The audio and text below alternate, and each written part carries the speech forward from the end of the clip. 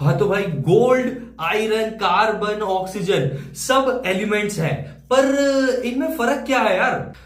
तो gold, iron, carbon सब कुछ क्या है भाई? एलिमेंट्स है। हमारा ऑक्सीजन भी एलिमेंट है। तो ये सब क्या है और इनमें फर्क क्या है? कुछ चमकते हैं और कुछ नहीं चमकते हैं, कुछ तोड़ते ही टूट जाते हैं भाई। तो welcome to the chapter metals and non metals. आज हम एनसीईआरटी का पूरा चैप्टर पढ़ेंगे, एकदम सिंपल लैंग्वेज में पढ़ेंगे, जिसमें होंगे रिएक्शंस, रिएक्टिविटी सीरीज, ओर्स क्या होते हैं भाई, एक्सट्रैक्शन ऑफ मेटल कैसे होता है, क्या होती है सारी चीजें, निकलता कहां से है मेटल, और इवन कोरोजन भी समझेंगे। तो चलो बिना किसी डिले के शुरू करते हैं हम इस चैप्टर को। सबसे पहले देखते हैं इनकी बॉडी लैंग्वेज, यानी इनकी फिजिकल प्रॉपर्टीज क्या होती है, ये कैसे दिखते हैं, कैसे काम करते हैं, कैसे इसको हाथ में उठाओ तो फील आता है, वही सारी चीजें। तो मेटल्स चमकते हैं भाई, इन्हें कहते हैं लस्ट्रस। क्या कहा जाता है दोस्तों? फिर से बोल रहा हूं, लस्ट्रस कहा जाता है। जैसे गोल्ड और सिल्वर कितना चमकता है ना, बढ़िया लगता है भाई, खरीद लो जाके, जाओ एक थोड़ा बहुत इधर भी दान कर दो मेरी तरफ। तो यही होता है भाई लस्ट्रस। लस्ट्रस यानी चमकना। मेटल्स हार्ड और स्ट्रॉन्ग होते हैं। आयरन रॉड्स देखी होगी तुमने, या ब्रिजेस देखे होंगे, तो याद आया कुछ तुम लोगों को? अब क्या होता है भाई, हैमर को मारो तो भाई वो ना मेटल फ्लैट हो जाता है, तो बस फ्लैट होने को, उसको फ्लैट चिपक जाने को बोलते हैं मेलिएबिलिटी। और अपन मेटल्स को वायर में भी कन्वर्ट कर सकते हैं ना, तो वही होती है भाई डक्टिलिटी। तो ये कुछ इंपॉर्टेंट प्रॉपर्टीज है, आगे अपन और देखते हैं। क्या होता है भाई मेटल में, ये इलेक्ट्रिसिटी और हीट को पास करने देता है भाई, है ना, ये अच्छा कंडक्टर होता है। कॉपर हो गया, एल्यूमिनियम हो गया, ये वायर में इसीलिए तो यूज होते हैं क्योंकि ये बिजली को अपने आप आसपास पार होने देते हैं भाई, आर पार चले जाने देते हैं। उसके बाद भाई एक इंपॉर्टेंट चीज आती है जिसको बोलते हैं सोनोरस। भाई ये सोनोरस भी होता है, टन टन टन बजाओ, बेल बेल बजाते हैं ना, वैसी आवाज आती है, बस ये टन टन का साउंड क्या होता है, सोनोरस होता है। और इनका जो मेल्टिंग पॉइंट होता है वो बहुत ज्यादा होता है, इतना इजीली मेल्ट नहीं होते हैं। तो अब अपन बात करते हैं भाई मेटल्स की, तो हो गई ठीक है, बड़े अजीब से होते हैं भाई, चमकते रहते हैं, हमेशा खुशखुशाल रहते हैं, स्ट्रॉन्ग रहते हैं। अब अपन जाते हैं नॉन मेटल की तरफ। तो अब बात करें नॉन मेटल्स की, तो नॉन मेटल्स ना थोड़े डल होते हैं, ये ज्यादा शाइन वाइन नहीं करते हैं, है ना, एक्सेप्ट आयोडीन। भाई आयोडीन थोड़ा शाइन करता है। ये ब्रिटल होते हैं। कैसे होते हैं दोस्तों? ब्रिटल होते हैं, तोड़ोगे तो इजीली टूट जाएंगे ना, इनसे शीट बनती है भाई, अभी जो बताया था हैमर मार के चपटा करने वाली मेलिएबिलिटी, तो ये भाई मेलिएबल नहीं होते, मेलिएबिलिटी नहीं होती है ना, इनको वायर्स में कन्वर्ट कर सकते हैं क्योंकि ये बिजली में कन्वर्ट वही नहीं करते ना भाई, भेजते ही नहीं है बिजली। ठीक है, नॉन सोनोरस भी यही होते हैं, टन टन की आवाज इनके अंदर से नहीं आती है, जिनमें से आती है वो मेटल है। तो ये चीज ध्यान रखनी है अपने को। ये छोटे मोटे डिफरेंसेस थे जो मेटल और नॉन मेटल में थे, वैसे छोटे मोटे नहीं, पूरा पूरा अलग ही है भाई, सीधी सी बात है, जो मेटल है वो नॉन मेटल नहीं है ना। और अर्जुन भाई आपके साथ खड़े हैं, अभी भी कुछ डाउट हो तो कमेंट सेक्शन में लिख दो मेरे को कि सर आपने ये पॉइंट छोड़ दिया है इनकी प्रॉपर्टीज में। तो अब चलो देखते हैं इनकी थोड़ी केमिकल प्रॉपर्टीज, मतलब इनका असली कैरेक्टर इनके अंदर घुस जाते हैं। अभी तो बाहर बाहर से ही देखा ना भाई, चमक रहा है, टन टन की आवाज आ रही है, सोनोरस है, मेलिएबल है, मतलब वायर शीट में कन्वर्ट हो गया, चपटा हो गया। तो भाई मेटल्स लूज करते हैं इलेक्ट्रॉन्स और बनाते हैं पॉजिटिव आयंस, यानी उनको कहा जाता है कैटायन। क्या कहा जाता है? कैटायन। उनके ऑक्साइड्स जो होते हैं ना वो बहुत बेसिक होते हैं, वो रिएक्ट करते हैं एयर, वाटर और एसिड्स के साथ। किसके साथ? एयर, वाटर और एसिड के साथ। वही नॉन मेटल जो होते हैं उनके जो इलेक्ट्रॉन्स होते हैं वो गेन करते हैं और बनाते हैं नेगेटिव आयंस, यानी एनायन, मतलब पॉजिटिव कैटायन, नेगेटिव एनायन। ये चीज ध्यान रखनी है, एग्जामिनेशन के लिए बहुत जरूरी है। कैटायन एनायन में ना बहुत कंफ्यूज हो जाते हैं लोग। तो कैटायन यानी पॉजिटिव, एनायन मतलब नेगेटिव। अब भाई नॉन मेटल ना ज्यादा रिएक्टिव नहीं होते हैं, वो ना कोवेलेंट बॉन्ड बनाते हैं। क्या बनाते हैं? Covalent bond. अभी ध्यान रख लो, अगले चौथे चैप्टर में तुमको कोवेलेंट बॉन्ड अच्छे से समझ आ ही जाएगा। एक प्रॉपर बॉन्डिंग होती है, मतलब अच्छे से बॉन्ड बना लेते हैं, एक से दूसरे के साथ अच्छी दोस्ती कर लेते हैं, ये कोवेलेंट बॉन्ड है। अगले चैप्टर में तुमको और अच्छे से समझ में आएगा। तो अभी आगे बढ़ते हैं अपन। अब क्या होता है ना, अगर किसी मेटल को एयर में बर्न करेंगे, जलाएंगे, तो ऑक्साइड बन जाता है। जैसे मैग्नीशियम को जलाओ तो व्हाइट फ्लेम के साथ मैग्नीशियम ऑक्साइड बनेगा।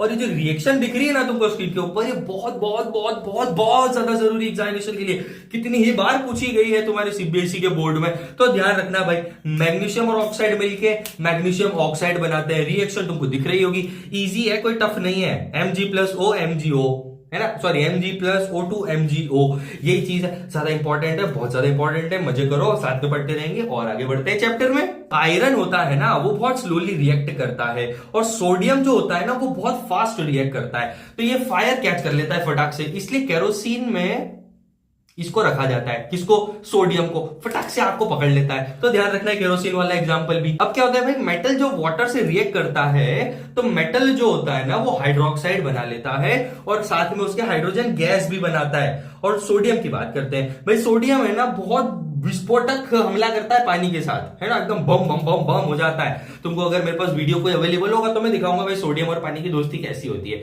ठीक है। तो एक फॉर्मूला छोटा सा याद रख लो कि भाई metal plus water gives metal hydroxide plus hydrogen gas. ये चीज बहुत इंपॉर्टेंट है।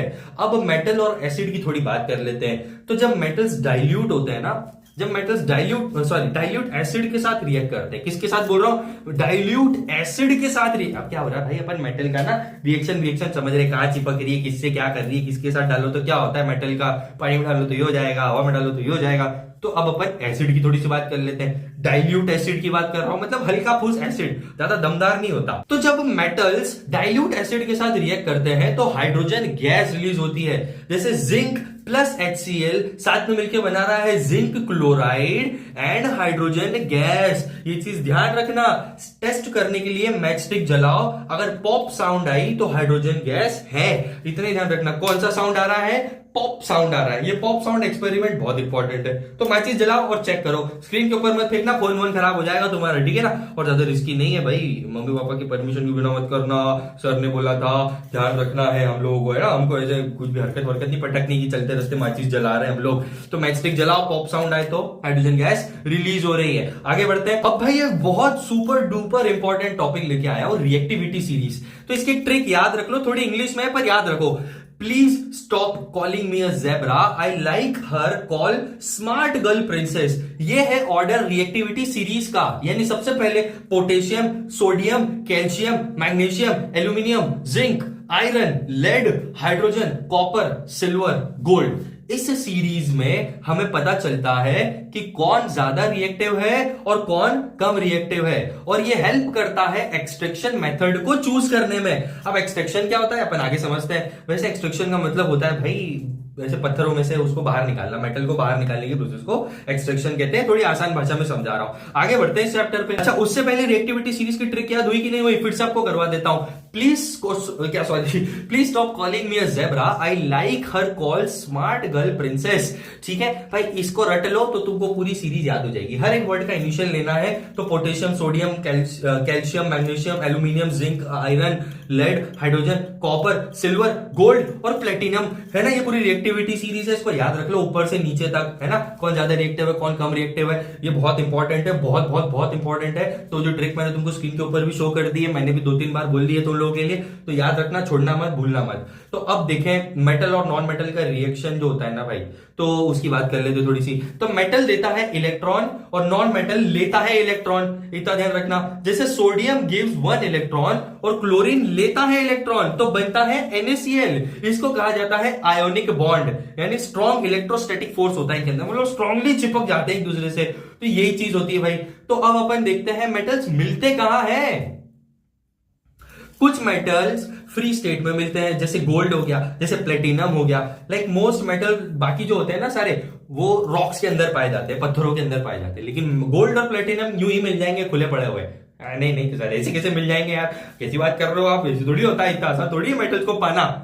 हाँ मतलब ऐसे नहीं बोल रहा हूं, पर मेरा सिंपल सा कहना है कि ये ओपनली मिल जाते हैं, इनको कैसे निकालने की जरूरत नहीं पड़ती। बाकी सब क्या पत्थर के अंदर ठूसे हुए रहता है, तो उनको निकालना थोड़ा मुश्किल होता है, उनके लिए एक्सट्रैक्शन प्रोसेस होती है। तो अपन चलो उसी पे थोड़ी सी बात कर लेते हैं। अब वो जो रॉक्स होती है ना, उनको कहा जाता है मिनरल्स। क्या कहा जाता है, मिनरल्स कहा जाता है। पर होता यह है कि सब मिनरल्स से मेटल नहीं मिलता, सिर्फ उससे मिलता है जिसमें मेटल प्रॉफिटेबल हो निकालना, उससे कहते हैं ओर। क्या कहते हैं, ओर।